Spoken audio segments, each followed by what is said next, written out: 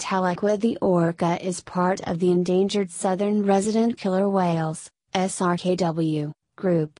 As such, she's potentially playing a vital role in bringing her species back from the brink of extinction. But when she lost a calf, the whale appeared to express her grief in an unprecedented way, and her response seems to have broken hearts everywhere. 20-year-old Tahlequah is one of 74 orcas that make up the SRKW community. This group of whales, who live in the North American Pacific Ocean, have been closely monitored by the Center for Whale Research, CWR, for more than 40 years. And consequently we now know much more about these creatures and their behavior. The CWR has, in fact, helped develop a non-invasive way of identifying particular whales.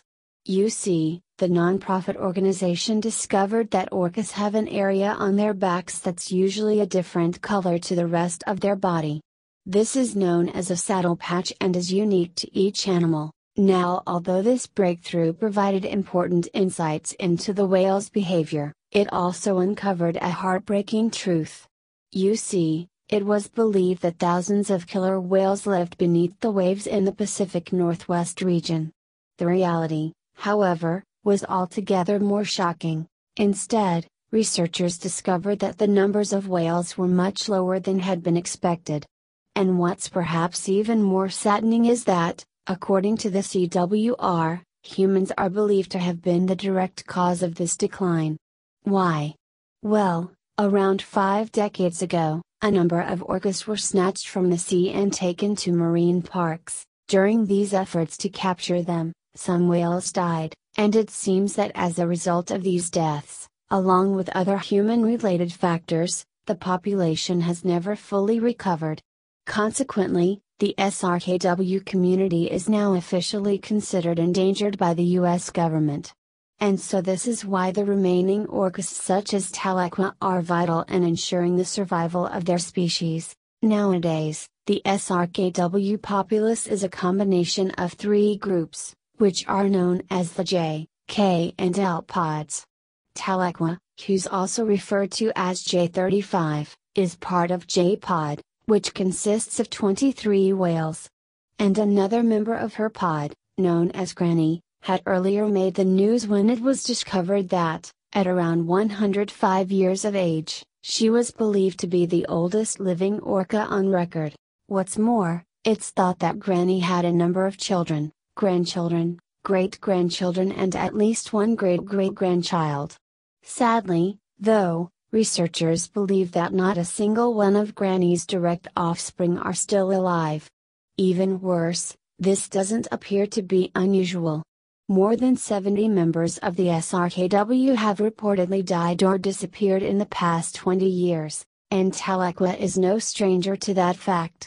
You see, unfortunately it seems that J35 has experienced loss on more than one occasion. Shortly after the birth of her first calf, Notch, in 2010, experts believe that Tahlequah, who was around 12 at the time, miscarried. Then, about 6 years later, J35's sister sadly passed away as well. Things didn't get much better for the orca after that, though. Following her sister's death, Tahlequah took her niece, Star, and nephew, Dipper, under her fin. Soon after, however, Dipper also passed away. All of this heartbreak is likely to have had a devastating impact on the orca, especially as killer whales are deemed to be highly intelligent and emotional mammals. Some experts have even gone so far as to argue that orcas experience feelings far more intensely than humans do, and that's perhaps why on July 28, 2018, Tahlequah appeared to behave in such an unprecedented way.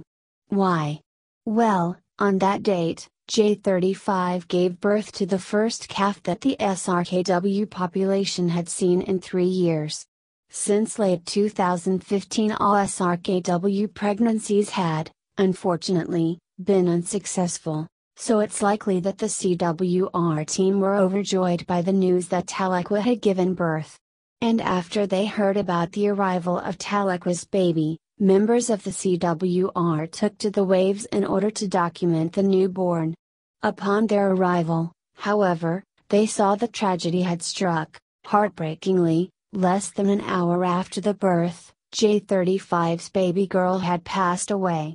Although the precise cause of her death remains unclear, contributing factors are believed to have included pollution and lack of food.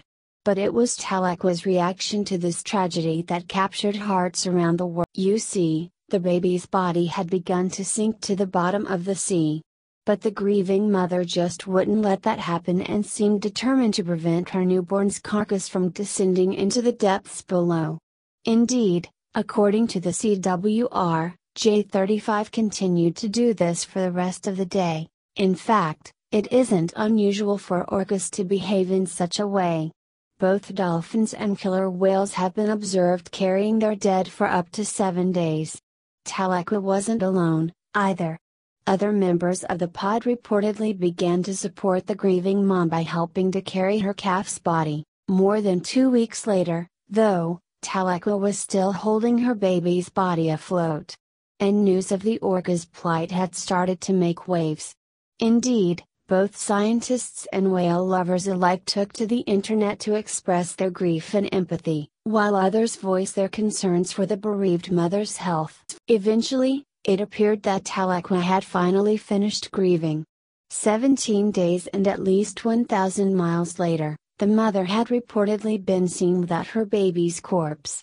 Despite her tragic ordeal, though, researchers stated that the orca seemed relatively healthy. The founding director of the CWR, Ken back home, even went so far as to say that she had been frolicking nearby. With that in mind, Tahlequah's heartrending plight clearly emphasizes the difficulties that whales are facing in the modern world. It also demonstrates that the loss of a child seems to have a heartbreaking impact on mothers in non-human species, too.